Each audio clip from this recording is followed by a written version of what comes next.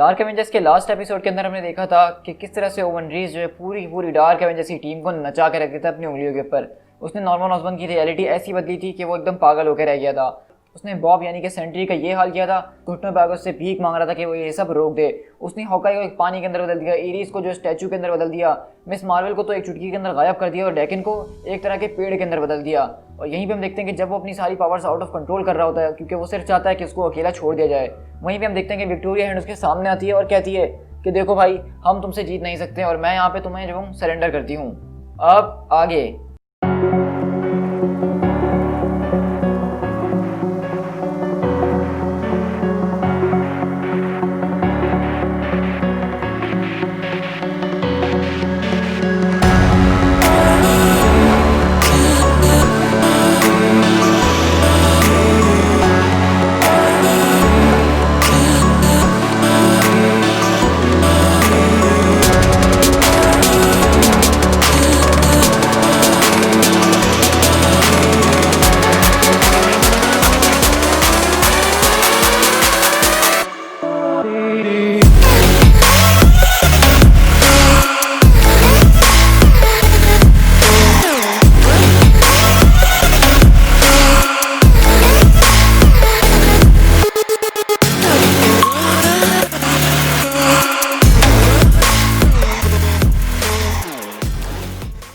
कहानी को हम देखते हैं कि शुरू होती है उसी नॉर्मन ऑसबॉर्न के खतरनाक किस्म की रियलिटी के अंदर, जहाँ पे ऑसबॉर्न को जो एक स्पाइडरमैन ने पकड़ा हुआ होता है और वह कहता है कि नहीं नहीं, मैं नॉर्मन ऑसबॉर्न हूँ, मैं ऑसबॉर्न हूँ, मैं तुमसे डिमांड करता हूँ कि ये सब रोको, बस बहुत हो गया।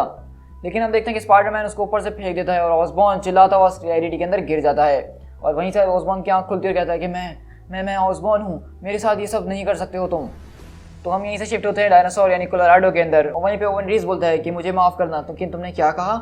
तो कहती है कि मैंने तुमसे कहा कि मेरा नाम विक्टोरिया हैंड है और मिस्टर रीज, मैं यहाँ पे पूरे के पूरे यूनाइटेड स्टेट के बिहाफ से आई हूँ और कहना चाहती हूँ कि हम सरेंडर करते हैं। तो ओवन एकदम हैरत से पूछता है कि तुम सरेंडर करती हो, वो भी मेरे आगे? तो कहती है कि हाँ बिल्कुल, क्योंकि मैं इस बात को बहुत अच्छे तरीके से जानती हूँ कि आपसे जीतना वो आसान नहीं है। मतलब आपसे कोई भी नहीं जीत सकता है और आपसे कोई लड़ना नहीं चाहता है क्योंकि आप ओवन रीज हैं। सही कहा ना मैंने? तो ये बातें सुन के ओवन जो है काफ़ी ज़्यादा चौड़े में आता है और बोलता है कि हाँ, ये तुमने बात बिल्कुल ठीक कही है। तो कहती है कि वेल, तुम तो मॉलिक्यूल मैन हो ना, और हम उस आदमी से कैसे लड़ सकते हैं जो कि हमारे इर्द गिर्द के मॉलिक्यूल्स को ही कंट्रोल करता हो? सिंपली हम इससे नहीं जीत सकते हैं। तुमने जो है पूरी की पूरी एवेंजर्स टीम को इतनी जल्दी हरा दिया, इतना जल्दी किसी ने सोचा तक नहीं था। और हमारे पास सबसे बढ़िया चीज़ वही थी जिसको तुम पहले ही निपटा चुके हो। तो इसलिए मैं तुमसे यही कहूँगी कि हम तुम्हारे आगे सरेंडर करते हैं, हमारे पास और कुछ है नहीं तुमसे लड़ने के लिए।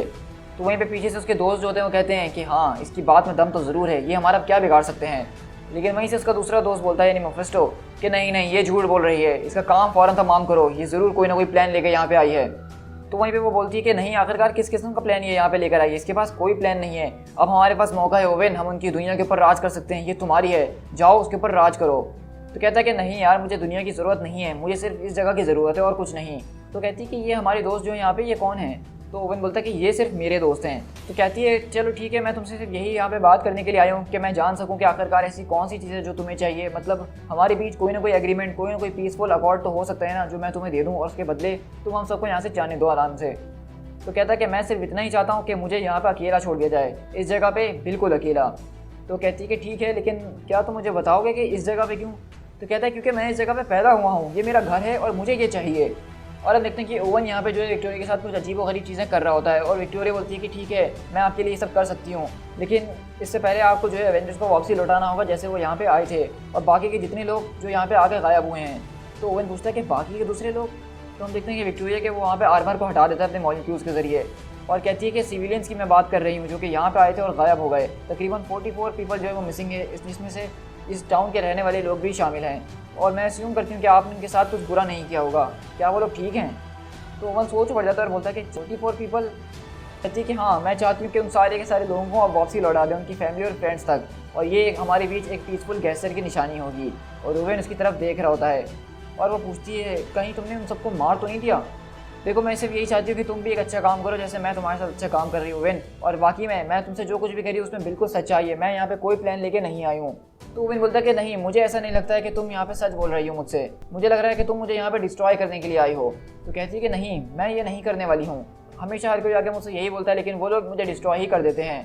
तो वो पूछती है विक्टोरिया, अच्छा अगर ऐसी बात है तो ये बताओ कि आज तक तुम्हें कभी किसी ने सही तरीके से डिस्ट्रॉय किया है? तो ओवन बोलता है कि नहीं। तो कहती है कि वेल, इसका मतलब यही है कि हम लोग अपने लेसन सीख चुके हैं, हमें पता है कि हम किस चीज़ से मुकाबला कर रहे हैं, उससे हम कभी जीत नहीं सकते हैं। लेकिन मैं तुम्हें ये बात ज़रूर बताना चाहती हूँ कि वो लोग जो है यहाँ पे बहुत जल्द एक न्यूक्लियर हमला करने वाले हैं, क्योंकि तुमने अभी जो करा है वो दुनिया की नज़रों में आ चुका है। मैं जानती हूँ कि इससे तुम्हारे ऊपर एक खरोच तक नहीं आएगी, तुम अपनी बॉडी को दोबारा रिफॉर्म कर लोगे, लेकिन हाँ, ये जगह जो है इसके बारे में कोई गारंटी नहीं दे सकती हूँ। हो सकता है कि ये जगह हमेशा के लिए बर्बाद हो जाए जहाँ तुम इतनी शिद्दत से रहना चाहते हो। लेकिन अगर तुमने मेरी एक बात मान ली और ऑसबॉर्न और उसकी टीम को वापसी कर दिया तो इस चीज़ को मैं रोक सकती हूँ, लेकिन अगर तुमने देर कर दी तो उसको मैं कुछ भी कर लूँ लेकिन मैं भी नहीं रोक पाऊंगी। तो इसलिए तुम्हें अपना डिसीजन थोड़ा जल्दी ही लेना होगा। तो वहीं से ओवन को आके वो बोलता है कि देखो वो बिल्कुल ठीक कह रही है, हमें ये मान लेना चाहिए। लेकिन वहाँ पे एन्चेंट्रेस कहती है कि नहीं, वो झूठ बोल रही है, उसकी तरफ देखो ज़रा। लेकिन हम यहाँ से अगले पल शिफ्ट होते हैं उस कोर्ट यार्ड के अंदर जहाँ पे उसने सेंट्री को कैद करके रखा था और उसको जान से मार दिया था। लेकिन हम अगले पल देखते हैं कि यहाँ पे अचानक नथिंगनेस से एक फ्लैश ऑफ लाइट आता है और उस फ्लैश ऑफ लाइट से सारे के सारे मॉलिक्यूल्स दोबारा, सारे के एटम्स दोबारा जलना शुरू होते हैं और एक चीज़ बनती है और वो होता है सेंट्री। लेकिन हम देखते हैं कि ये सेंट्री नहीं बल्कि वॉइड है, क्योंकि इसकी आंखें काली हो रही हैं। और यहीं से हम शिफ्ट होते हैं ओवन के पास, जो कि उसको वहाँ पे ले आता है जहाँ पे सारी कहानी शुरू हुई थी और कहता है कि जैसा तुमसे वादा था बिल्कुल वैसा ही। और उसके सामने ऑसबॉर्न वहाँ पे पड़ा हुआ होता है बेहोशी की हालत में। तो वो पूछती है आखिरकार इसके साथ हुआ क्या है, तुमने इसके साथ किया क्या है? तो कहता है कि मैंने तुमसे कहा था ना कि इसके दिमाग के अंदर के कुछ मॉलिक्यूल्स इधर से उधर मैंने किए थे और कुछ भी नहीं। तो कहती क्या मतलब? तो कहता है कि सिर्फ कपल ऑफ मॉलिक्यूल्स, इतनी बड़ी बात नहीं है, वो जल्द ठीक हो जाएगा। तो कहती है कि इसको वापसी करो। तो कहता है मैंने इसको वापसी कर दिया है, अब ये इसके दिमाग की कैपेबिलिटी के ऊपर है कि वो कितनी जल्दी अपने आप को ठीक कर सकता है, अब मैं इसके लिए रिस्पॉन्सिबल नहीं हूँ। लेकिन विक्टोरिया बोलती है कि मैंने तुमसे कहा था कि अगर ऑसबॉर्न नहीं तो कोई डील नहीं। तो वो कहता है कि हाँ, और मैंने भी तुमसे कहा था कि मैं इस बात पर अग्री हूँ। तुम लोगों ने मुझ पर अटैक करने की कोशिश करी, बल्कि मैंने ये मेरे साथ आखिरकार हो क्या रहा है? और वहीं हम देखते हैं कि ओवन के ऊपर एक ज़ोरदार बिजली का झटका गिरता है, जो कि अजीब व गरीब एक एनर्जी होती है और वहाँ से चेक फटती है और कोई और नहीं बल्कि सेंट्री यानी कि वॉइड अपनी एंट्री मारता चमकता हुआ एक सूरज की तरह और बोलता है कि ये सब मैंने किया है। और वहीं से हम देखते हैं कि मॉलिक्यूल मैन को गुस्सा आता है और उस सेंट्री को अपने साथ पकड़ता हुआ आसमान में ले जाता है। और यही विक्टोरिया जो है ऑसबॉर्न को उठाने की कोशिश कर रही होती है और कहती है कि ऑसबॉर्न प्लीज़ उठ जाओ, मुझे अपनी नंगी बॉडी को टच करने मत दो यार, उठ जाओ बस भी करो। लेकिन वहीं पे ओवन को गुस्सा आता है और वो बोलता है कि इस वक्त सेंट्री तुम मेरी दुनिया के अंदर हो। और हम देखते हैं कि वो अगले पल एक हाथ के इशारे पे सेंट्री बॉडी के टुकड़े टुकड़े कर देता है, उसका खून यहाँ से वहाँ फैल जाता है। और वहीं पे हम देखते हैं कि मॉलिक्यूल मैन वापसी वहाँ पे ज़मीन पे आगे गिरता है और विक्टोरिया बोलती है कि ओ माय गॉड, मुझे लग रहा है कि ये सब ठीक नहीं हो रहा है, ये सारे के सारे लोग यहाँ पे अटैक करने के लिए क्यों आ रहे हैं? मैंने इनको मना भी किया था। रिट्रीट, क्या तुम लोग मुझे सुन रहे हो? विक्टोरिया हैंड टू द हेलिकैरियर, हमें एक फुल रिट्रीट चाहिए, इस वक्त हम हमला नहीं करेंगे। लेकिन हम देखते हैं कि वहाँ के जहाज़ जो थे वो अटैक करना शुरू कर देते हैं और विक्टोरिया बोलती है कि लगता है कि वो लोग मुझे सुन नहीं सकते हैं। और इसी तरह हम देखते हैं कि एक बहुत बड़ा सा मिसाइल सीधा मॉलिक्यूल मैन के मुंह पे मार दिया गया होता है, लेकिन मॉलिक्यूल मैन अपनी एक शील्ड बनाता है और उस मिसाइल को वहीं रोक देता है और बोलता है कि तुम सब झूठे हो, तुम लोगों ने मुझसे झूठ बोला। और यहीं देखते हैं अगले पल ऑसबॉर्न को होश आता है और वो पूछता है यहाँ पे ये सब चल क्या रहा है? मैंने इसके सामने एक फेक सरेंडर करने की कोशिश करी थी, लेकिन लगता है कि मामला अब फिर बिगड़ गए हैं, हमारे लोग हमें सुन नहीं पा रहे और मैं उनको रोकने को कह रही हूँ। हमारे पास सिर्फ एक ही शॉट था जो मैंने इस्तेमाल कर लिया है, अब हमें यहाँ से निकलना होगा ऑसबॉर्न। लेकिन हम देखते हैं कि यहीं पे मॉलिक्यूल मैन वो अजीब व गरीब जो है होना शुरू हो जाता है, मतलब स्ट्रेच होना शुरू हो जाता है, अजीब व गरीब इलास्टिक हो जाता है और कहता है कि नहीं, ये सब तुम कैसे कर सकते हो? और हम देखते हैं कि दरअसल मॉलिक्यूल मैन की ये हालत जो है कोई और नहीं बल्कि वॉइड कर रहा होता है, यानी कि सेंट्री। और यहाँ पे वो कहता है कि मेरी बात ज़रा गौर से सुनो ओवन, अगर तुम मुझे दिखा दोगे किस तरह से हर चीज़ को वापसी करना है जैसे वो पहले हुआ करती थी, तो मैं तुम्हारी ज़िंदगी बख्श दूंगा, क्योंकि इन सब चीज़ों के अंदर तुम्हारे पास एक्सपीरियंस है कि किस तरह से मॉलिक्यूल्स के साथ खेला जाता है, मेरे पास अभी वो एक्सपीरियंस नहीं है। लेकिन ओवन चिल्ला रहा होता है दर्द के अंदर और बोलता है कि आखिरकार तुम मेरे साथ ये सब कर कैसे रहे हो? मैं मॉलिक्यूल्स को कंट्रोल करता हूँ, पूरे के पूरे मॉलिक्यूल्स को, तुम मुझे कैसे कंट्रोल कर रहे हो? लेकिन वहीं पे सेंट्री बोलता है कि मैंने तुमसे कहा ना कि सब चीज़ों को वैसे ही कर दो जैसे वो पहले हुआ करती थी। तो वहीं पे ओवन रीज बोलता है कि मैंने कर दिया सब का सब। तो सेंट्री बोलता है क्या तुम इस बारे में श्योर हो? पक्की बात है ना, ऐसा ना हो कि तुम मुझसे झूठ बोल रहे हो?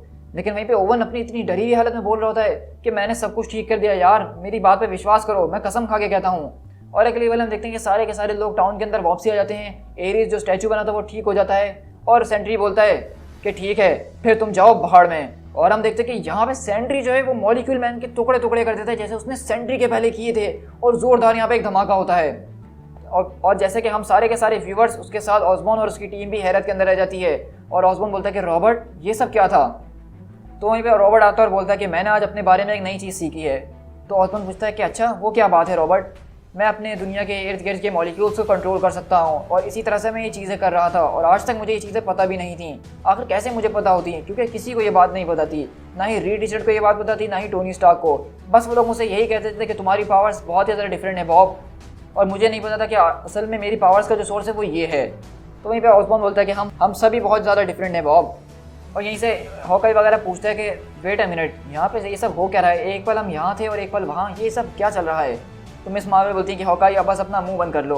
तो वहीं पे सेंट्री अपने हाथ में देखते हैं कि अजीबोगरीब एक रियलिटी को वॉर करके एक बीस्ट बनाता है और कहता है कि तुमने ठीक कहा, हम सभी बिल्कुल अलग हैं। अब मैं जानता हूँ कि मैं किस वजह से अलग हूँ और अब मैं उस चीज़ को कंट्रोल कर सकता हूँ। तो यहाँ से हमें सेंट्री की एक नई पावर का अंदाज़ा हो रहा है जो कि इससे पहले कॉमिक्स में नहीं बताई गई थी, और वो ये है कि सेंट्री जो इतना ज़्यादा पावरफुल है उसके पीछे की साइंस ये है कि वो दरअसल मॉलिक्यूल्स को कंट्रोल करता है अपनी दुनिया के इर्द गिर्द के। जिस तरह के मॉलिक्यूल मैन की पावर है, सेम सेंट्री के पास भी वही पावर है, और इसके बारे में इसको आज तक नहीं पता। और मॉलिक्यूल मैन से लड़ने के बाद इसको ये पता चल पाया कि इसके पास भी एक ऐसी ज़बरदस्त शक्ति है जिसका इसको अंदाज़ा ही नहीं था। क्योंकि बहुत सारे लोगों ने जिन्होंने स्टोरी पढ़ी हुई है वो कह रहे थे कि ये बहुत ही ज़्यादा पागलपन दिखाया कि सेंट्री ने मॉलिक्यूल मैन को हरा दिया, और इस बात को काफ़ी हद तक मैं भी मानता था कि मॉलिक्यूल मैन एक बहुत ही ज़्यादा ओपी कैरेक्टर है, उसको हराना इम्पॉसिबल सी बात है तकरीबन। रीड रिचर्ड, डॉक्टर डूम जैसे लोग भी उसको हराना चाहें तो उनको बहुत ज़्यादा मेहनत लगती है, और सेंट्री ने उसको एक ही झटके में उड़ा दिया। लेकिन यहाँ पे अभी राइटर्स ने हमें ये बताया है कि सेंट्री के पास भी मॉलिक्यूल को शिफ्ट करने की पावर है, और अगर ये बात सच है कि इसके पास भी ऐसी मॉलिक्यूल शिफ्टिंग पावर है तो वो मॉलिक्यूल मैन को आराम से हरा सकता है, क्योंकि इसके साथ उसके पास एक बहुत ज़्यादा ज़बरदस्त और इन्फिनाइट एनर्जी भी है। तुम्हें पे ऑसबॉर्न बोलता है कि चलो आज हमने एक बहुत अच्छा लेसन सीखा, और वो ये था कि हमें उन चीज़ों के साथ नहीं खेलना चाहिए जो हमें बिलोंग नहीं करती हैं, वरना तुम्हारा वही हाल होगा जो आज ओवन रीस का हुआ है। क्या मैंने ठीक कहा? हमें इस तरह से रियलिटी को चेंज नहीं करना चाहिए, वरना हम भूल जाएंगे कि कौन हमारे दोस्त हैं और कौन हमारे दुश्मन हैं। तो वहीं पे सेंट्री बोलता है लेकिन तुम तो मेरे दोस्त हो ना। तो कहता है कि हाँ मैं तुम्हारा दोस्त हूँ। तो कहता है फिर तुम मुझसे डर क्यों रहे हो? कहता है कि मैं तुमसे डर नहीं रहा हूँ बॉब, लेकिन मैं तुमसे कुछ बातचीत ज़रूर करना चाहता हूँ, और आज तुम्हारी वजह से ये दिन बच पाया है और तुमने ही हमें बचाया है। लेकिन सेंट्री बोलता है कि मैं मर नहीं सकता हूँ। तो ऑसबॉर्न बोलता है कि इसमें इतना बुरा मानने वाली कौन सी बात है, ये तो अच्छी बात है ना। लेकिन सेंट्री यहाँ सोच में पड़ जाता है। लेकिन वहीं पे मिस मार्वल आती है और कहती है कि रॉबर्ट देखो मुझे तुमसे कुछ बात करनी पड़ेगी, मैं तुमसे एज अ एवेंजर या एज अ मिस मार्वल बात नहीं करने आई हूँ सेंट्री, बल्कि मैं एज अ डॉक्टर और पेशेंट की तरह तुमसे बात करने के लिए आई हूँ। मैं एक साइकेट्रिस्ट हूँ और मैं देखती हूँ कि तुम्हारे साथ आज जो हुआ है वो बहुत ज़्यादा अलग है और इसके ऊपर हमें बात करनी ही होगी। तो सेंट्री बोलता है कि ठीक है मैं बात करने के लिए तैयार हूँ। तो कहती है कि सबसे पहले तो मैं तुम्हें शुक्रिया कहना चाहूँगी कि तुम्हारी वजह से हम सब यहाँ पे बच गए हैं। तो वो कहता है कि मैंने तुम लोगों को बचाया, मुझे तो याद नहीं है। तो ऑसबॉर्न बोलता है कि बॉब ये तुम कैसी बातें कर रहे हो, अभी अभी तो तुमने ये सब करा है। लेकिन सेंट्री बोलता है कि नहीं मुझे तो कुछ भी याद नहीं है, लगता है कि मुझे घर चले जाना चाहिए। और हम देखते हैं कि सेंट्री वहाँ से उड़ता हुआ घर चले जाता है, क्योंकि दरअसल ये सारे के सारे काम सेंट्री ने किए ही नहीं थे, ये वॉइड नहीं किया था, इसी वजह से सेंट्री को याद नहीं आ रहा है कि उसने इन सबको बचाया है। और यहीं पर ऑसबॉर्न बोलता है कि तुम्हारा शुक्रिया मिस मार्वल। तो मिस मार्वल बोलती है कि मेरे ख्याल से तुम्हें अंदाज़ा हो ही गया होगा कि तुम एक बहुत ही बड़ी मुश्किल में फंसने वाले ऑसबॉर्न, आज जो हुआ ये कोई अच्छी चीज़ नहीं हुई है। तो ऑसबॉर्न बोलता है कि हाँ मैं जानता हूँ कि इसमें बहुत बड़ी गड़बड़ हो चुकी है। मिस मार्वल बोलती है क्या तुमने स्कारलेट विच की स्टोरी पढ़ी है कि उसके साथ क्या हुआ था और उसके साथ भी इसी तरह से चीज़ें होती रही और उसने हमारे साथ क्या किया। लेकिन इस वक्त जो सेंट्री की हालत है तो बस ये समझ लो कि इसके सामने स्कारलेट विच वाला मामला कुछ भी नहीं था, कुछ भी नहीं। तो आपको पता है कि स्कारलेट विच ने इतना ज़्यादा पागलपन में आके पूरी की पूरी म्यूटेंट पॉपुलेशन को ख़त्म कर दिया था, जो कि एक बहुत बड़ा फीट माना जाता है कॉमिक बॉक्स के अंदर। और मिस मार्वल के मुताबिक अगर सेंट्री ने कुछ ऐसा करा स्कारलेट विच जैसा उसने अपने ऊपर से आपा खो दिया, तो जो स्कारलेट विच ने इस रियलिटी के साथ करा है उससे कहीं ज़्यादा बदतर सेंट्री कर सकता है। और यहीं हम देखते हैं विक्टोरिया हैंड दोबारा ऑसबॉर्न के पास आती है टावर में बातचीत करने के लिए, लेकिन उसको दोबारा एक्सेस डिनाइड हो जाता है। तो वो कहती है कि डॉक्टर ऑसबॉर्न आप सर यहाँ पे कर क्या रहे हैं। तो वहीं से ऑसबॉर्न बाहर आता है और कहता है कि मुझे कुछ देर अकेला छोड़ दो, आज का दिन काफ़ी ज़्यादा हमारे साथ बुरा गया है। तो कहती है कि नहीं मुझे आपसे कुछ बात करनी है, बहुत ज़रूरी है। वो कहता है कि हाँ मैं जानता हूँ सेंट्री के बारे में और सेंट्री इस वक्त अंडर कंट्रोल है।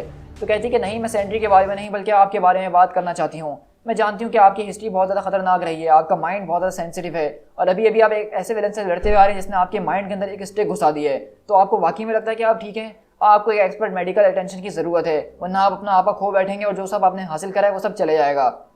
क्या आप मेरी बात सुन रहे हैं सर? तो ऑसबॉर्न मिलता है कि तुम बिल्कुल ठीक कह रही हो, मेरे ख्याल से हमें एक मीटिंग सेट करनी चाहिए, लेकिन मूनस्टोन के साथ नहीं बल्कि एक सबसे ज़बरदस्त और बढ़िया डॉक्टर के साथ।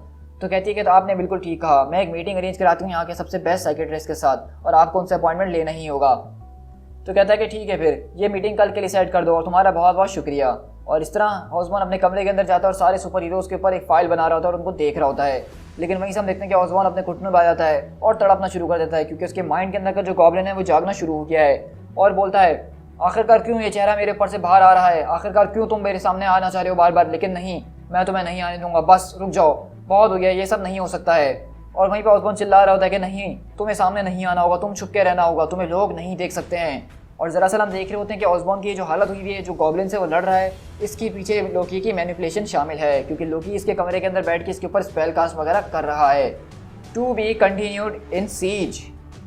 सो गाइज, यहाँ पे हमारे ये ज़बरदस्त किस्म का डार्क एवेंजर्स का एक स्टोरी आर्क ख़त्म होता है, जिसके अंदर बहुत सारे सवाल आपके सामने आके खड़े हो गए होंगे, और होंगे भी क्यों नहीं, क्योंकि ये पूरा का पूरा आर्क एकदम ओपी आर्क था, जिसमें Sentry, molecule man, Norman Osborn के हवाले से हमने चीज़ें देखी, और इसकी एंडिंग के ऊपर मैं सबसे आखिर में बात करूँगा। तो सबसे पहले अगर हम बात करें सेंट्री के ऊपर, तो हमें पता चला कि सेंट्री जो है एक अलग किस्म का सुपर हीरो है, जिसके पास मॉलिक्यूल्स को शिफ्ट करने की एबिलिटी है, और इसी वजह से वो मॉलिक्यूल मैन को हरा पाया है। जबकि मॉलिक्यूल मैन मार्वल के मोस्ट पावरफुल बीइंग में से माना जाता है, जो कि बियॉन्डर से लड़ चुका है, और वो हर तरह के सुपर हीरो से बिना हिचकिचाए भिड़ जाता है, सिवाय रीड रिचर्ड्स के, क्योंकि रीड रिचर्ड के पास एक ऐसा वाहिद दिमाग है जो कि मॉलिक्यूल मैन को हरा सकता है। लेकिन हमें यहाँ पे ये बातें भी पता चली कि दरअसल वो जो काम सेंट्री ने किया है वो सेंट्री नहीं बल्कि वॉइड था, और इसी वजह से बॉब को ये बारे में कुछ भी याद नहीं है कि उसने ऐसा कुछ किया भी है। तो अब हम यहाँ से देख रहे हैं कि सेंट्री का जो वॉइड है वो उसके ऊपर आहिस्ता आहिस्ता ज़्यादा हावी होते जा रहा है, और थोड़ा टाइम ऐसा आएगा कि जब हम सेंट्री को भूल जाएंगे और सिर्फ वॉइड हमारे सामने होगा। और इस तरह दूसरी तरफ हम देख रहे हैं कि ऑसबॉर्न भी जो है उसके अंदर का ग्रीन गॉब्लिन वाला पर्सोना वापसी बाहर आते जा रहा है, और उसको मैनिपुलेट कोई और नहीं बल्कि लोकी कर रहा है, जिसके बारे में उसको भी नहीं पता। और इस कहानी के आखिर में आपने देख ही लिया होगा कि हमें बताया जा रहा है कि अब ये कहानी कंटिन्यू होगी इसके बाद से सीज के अंदर। तो यहाँ से आपको एक हिंट मिल गया है कि हमारा डार्क रेन का जो टॉपिक है वो बहुत जल्द अब एंड होने वाला है, और हम अपने बड़े इवेंट की तरफ जाएंगे जो कि सीज का इवेंट है। और उस इवेंट को मैं इस डार्क इवेंट के बिल्कुल साथ ही शेयर करना शुरू करूँगा, जैसे हमारी एक टाइमलाइन चल रही है। और सीज के इवेंट को कवर करने के बाद हम जाएंगे सीधा अपने स्पेस वाले कॉमिक्स की तरफ, जिसमें आप बहुत टाइम से इंतजार कर रहे हैं। लेकिन अभी के लिए डार्क रेन का इवेंट खत्म नहीं हुआ है, बल्कि हमारे पास अभी न्यू एवेंजर्स की सीरीज़ है, थंडरबोल्ट की है, सीक्रेट वॉरियर्स की है, आयरन मैन का एक बहुत बड़ा स्टोरी आर्क है जिसका आप वेट कर रहे हैं बहुत टाइम से, कैप्टन अमेरिका का स्टोरी आर्क है, थॉर का और हल्क का। ये सारे के सारे स्टोरी आर्क हमारे अब जो इवेंट ख़त्म होते रहेंगे, और हम सीरीज़ की तरफ आहिस्ता आहिस्ता बढ़ते रहेंगे। मतलब हम एक ऐसी टाइमलाइन के अंदर इस वक्त आ गए हैं जहाँ पे हमारे इवेंट्स खत्म हो रहे हैं और हम दूसरे इवेंट की तरफ बढ़ते जा रहे हैं। तो यहाँ से चीज़ें इंटरेस्टिंग होना शुरू हो गई हैं, और मैं चाहता हूँ कि आप लोग यहाँ से सारे कॉमिक्स बहुत ज़्यादा ध्यान से देखें। सो गाइस, आई होप कि आपको ये वीडियो बहुत ज़्यादा पसंद आई होगी, और इसके अंदर मैंने आपको हर चीज़ अच्छे से एक्सप्लेन भी की होगी। लेकिन अगर कोई भी आपकी कन्फ्यूजन है तो आप नीचे कमेंट कर सकते हैं, या मुझे पर्सनली इंस्टाग्राम पे डीएम करके पूछ सकते हैं। सो गाइस, जाने से पहले मेरी एक ही रिक्वेस्ट है कि अगर आपने मेरे चैनल को अभी तक सब्सक्राइब नहीं किया है तो प्लीज़ इसको फौरन से सब्सक्राइब कीजिए इस तरह की और ऑसम वीडियोस को देखने के लिए। So guys, this is speed tiger. मिलते हैं किसी और कॉमिक बुक सीरीज़ के साथ। Till then, thank you so much.